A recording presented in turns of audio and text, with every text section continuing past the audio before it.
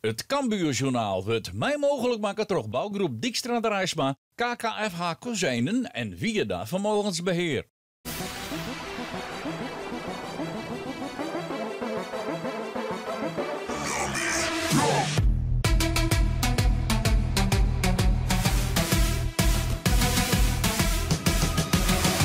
Welkom bij het Cambuurjournaal. Dordrecht, Volendam, de Graafschap, Emmen en om te beginnen eerste uitwedstrijd in FC Den Bosch. Mijn oren worden Cambuur komt in de cruciale fase van de competitie met pittige tegenstanders. Henk de Jong. Ja, dat is drop of eronder. En eronder hoeft helemaal niet verkeerd te zijn, dat is na competitie. Maar we kunnen ook aansluiten in alles. Dus ja, dat weet de spelersgroep, dat weten wij, dat weten onze supporters. Dus we gaan er vol voor. Voor mij is het uitvakje vol en we gaan nog wel goed te meidje. Laten we zien naar de personele bezetting bij Cambuur. Er ontbreekt hoe dan ook Gabi Kaskili. De vleugelverdediger wie we waarom, bracht ik wel wat extra's, maar in de wedstrijd in Jong Ajax ging het mis. Wat is er aan de hand, Henk? Ja, hij wordt op dit moment geholpen. Hij krijgt een lidsoperatie om dat te herstellen. En dat betekent 6 tot 8 weken eruit. Dat kan einde seizoen wezen. Dit is vervelend wat er nou gebeurde. Als je een jonge Ajax weet, ik niet eens terug, hij zelf al ik net. En dat orendeis wie dat er. En dan komen we bij de afdeling hoofdpijndossier. Dat is de spitspositie van Cambuur. We weten het natuurlijk, Afolabi, ja, dat bleef inderdaad een zwaar bandje. Maar ook Jerry Hilterman is net helemaal fit. Allereerst, bij de spitsen verliert een Tonzi de training jeder als dat de bedoeling weer. Henk de Jong over de fitheid van zijn spitsen. Ja, dat maakt elke de supporters ben er ondertussen niet aan wend, die dus kennen. En die komen alleen bij me, maar Hilterman kan gewoon spelen. Maar het is wel elke keer zien hoe komen er bij de mannen eruit. En zo Hilterman die moet eerst fit worden, die had toen het schouder. Eerst had een tijdje in het voetbal, hier hem serveerd, toen kreeg hij het schouder voor het direct. Krijgt hij weer een tikje terug, dus dan mag steeds op passen. En Afolabi is bekend. Ja. En wat duidelijk is, zullen we met Mono op keuzes, maar van nou zaterdag gaan we weer op gewoon gas. En dan geven we naar Benjamin Pauwels, Benji voor Intimie. Hij had wat te vieren, want hij zit in de voorselectie van Jong België.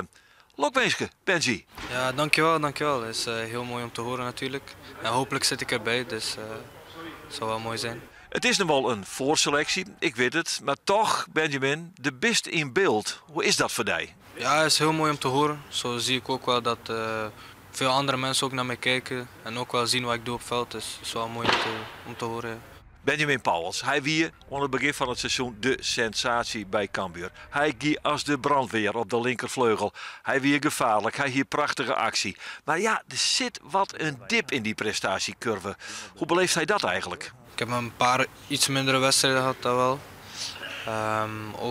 Ik heb wel goede wedstrijden gehad waarbij ik niet scoorde of een assist gaf. Maar dat ik toch wel een goede wedstrijd had en dan iets mindere.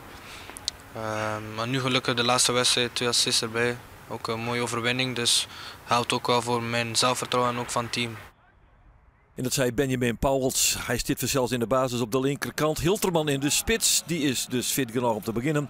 En voor de rest liet Henk de Jong de opstelling zoals hij wie in de vorige wedstrijden.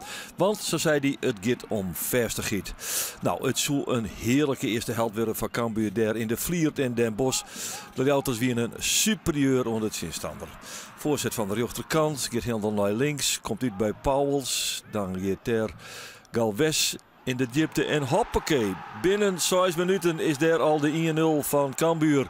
Hij speelt zijn 100ste wedstrijd. Remco Balk krijgt hier de bal op een presenteerbladje van Galvez. En boem, daar zit hij erin. Het is zijn tredje in de doelpunt.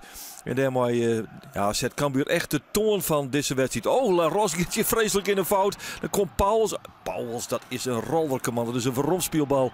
Dan moet er een pittig schot volgen. En dan weet je dat je kans hebben op binnen 3 minuten de 2-0 al. Nou, dat gebeurt dus net. Want hier komt Pauwels en dan liet hij een schot los.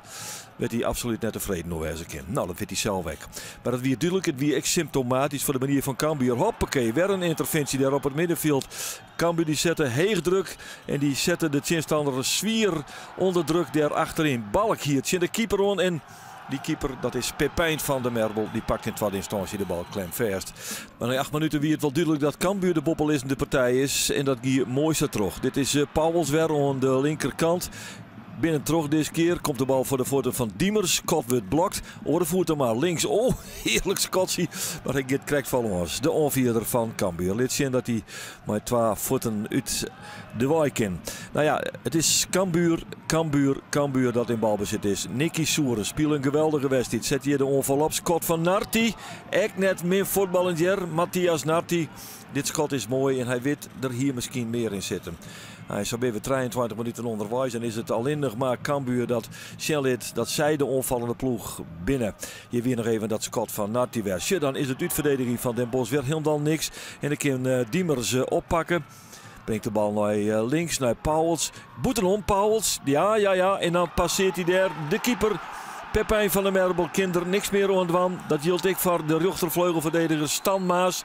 Dit is hem. Die wordt even bekwaam uitkapt. Daar terug de linkeronvaller van Cambuur. Maar jongens, die opbouw van Den Bosch is natuurlijk om te huilen zo'n je ze kennen. Bakala levert de bal Samarin.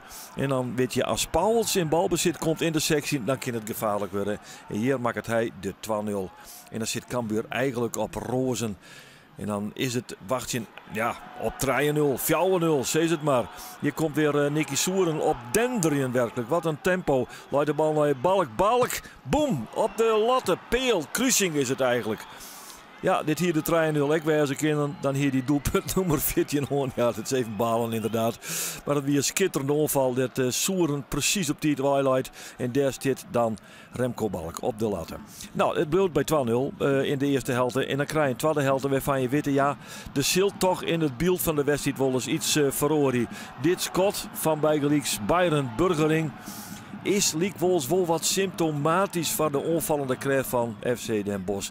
Het houdt bepaald net door. Maar er komt wel wat meer balbezit voor de thuisploeg. Maar Cambuur houdt helemaal niks voor in. We maken een reuze sprong in de wedstrijd. Want we zitten in de 81ste minuut. En het is nog altijd 2-0 voor de Ljouters. Ja, daar onder de rechterkant kan het opzetten worden via diezelfde Burgering. Maar Paul vorm is in het veld komen voor Galvez. Burgering met de voorzet.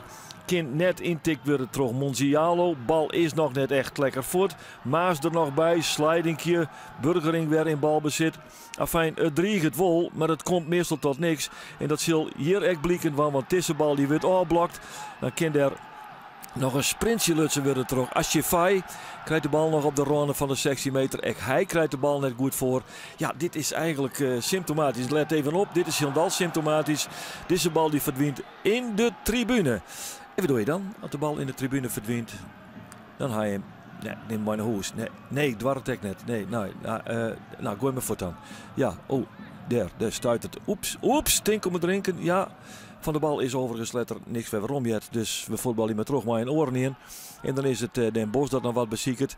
Maar dan kan Cambuur direct uitkomen. Hier is verder de Jong. Hij kwam in de tweede helft in het veld. Wat een romte. Narti komt linksom. Tik, jawel. Narti zitten. Nee, komt nog een slidingje on. En dan komt de bal nog voor. Net echt lekker voortwerken. Orenwiksel, dat is Sturla Ottersen. Die krijgt die bal. Sjugges, moet de kans hier joks. Maar de bal draait net. En dus krijgt hij net zijn doelpunt. En bleef het in de slotfase nog altijd 2-0. Even waarom Sjensie. Hij doet het wel mooi. Hè? Boet een kans hier joks. Als die bal wat effect krijgt is mooi natuurlijk. Nou, als ze komen weer in de extra tijd. Dan is het nog altijd die geruststellende 2-0 voor Cambuur. Hier nog een onval via Burgering. Hij bezocht het altijd wel. Maar dan leidt hij de bal derde voor de voeten van de tweede onvierder Teun van Grunsven. En die mikte hem 4 naast. Dit is Thomas Paul. Hij kan tevreden wezen. Likas heel Cambuur dat is. Zij winnen prima met 2-0 van FC Den Bosch. Ja, dit weer terecht. En de eerste helft echt heel goed. Maar het werd 3-4 voorstaan. Ik op basis van gewoon voetbal. Echt mooi voetbal. Prachtig. Ja, prachtig voetbal. Ja, echt prachtig voetbal. En dan wist dat het maar 2-0 is. Dat tweede helft oors wordt. Dan wil je zelf altijd wat oors in de hollen. Terwijl we dat net willen. Maar tweede helft juist eigenlijk net kans bij. Dan wisten we dat zij wat druk opportunistisch. Maar dat gebeurt verder niks. Maar niettemin, je 100ste wedstrijd, man. Ja, dat is ook wel bijzonder. En in zijn totaliteit, even kijken, waar liggen die wedstrijden allemaal? Help me even. Ja, het is mijn derde seizoen, dus Eredivisie, beker en keukenkampioen. Alles meegeteld. Ja, dus dat is wel mooi. Nou ja, schitterend. En dan in zo'n jubileumwedstrijd scoren, ja, dan is het eigenlijk bijna een jongensboek, hè? Dat is heel mooi, ja. Inderdaad, scoren is sowieso mooi en de 100ste wedstrijd is eigenlijk ook mooi. Dus heb ik nog niet eerder gehad bij een club, dus dat is prachtig. We moeten tellen bij jou, Remco. Ik kom op 13, klopt dat? Ja, klopt. 13 goals, dus dat is wel mooi. Dat weet ik wel. Weet je wel, hè? Ja, dat weet ik zeker. Hannover zijn Amenje. Dus ja, het stadion maar eigenlijk vol. Hè, dat zo mooi werd. De meesten met volledig achter u staan. Ik had het moeilijk soms. Dus helpen. En daar kunnen we een heel eind komen. En dit is de stand. Volendam onder de leiding. En dan kroept het in het koor. Cambuur scoot op naar de bobberste 12 was het zezen. Vitesse nog altijd onderaan. 5 uit 29. Ja, dan weer 3 prachtige punten in de uitwedstrijd in FC Den Bosch. Daarmee is het onterjocht te verliezen in de thuiswedstrijd van Cambuur wel weer wat terug zetten. In Bobbedat, Cambuur docht weer helemaal mooi om de bobbers te plakken. Ze moeten rap weer onder de bak, want Mandy dan is er al de wedstrijd thuis in het eigen stadion in FC Dordrecht. En dan ben wij er weer op Tiesdie, maar in Nij Cambuur Journaal. Graag dan. Het Cambuurjournaal waar mij mogelijk maken toch bouwgroep Dijkstra de Rijsma, KKFH Kozijnen en Vieda Vermogensbeheer.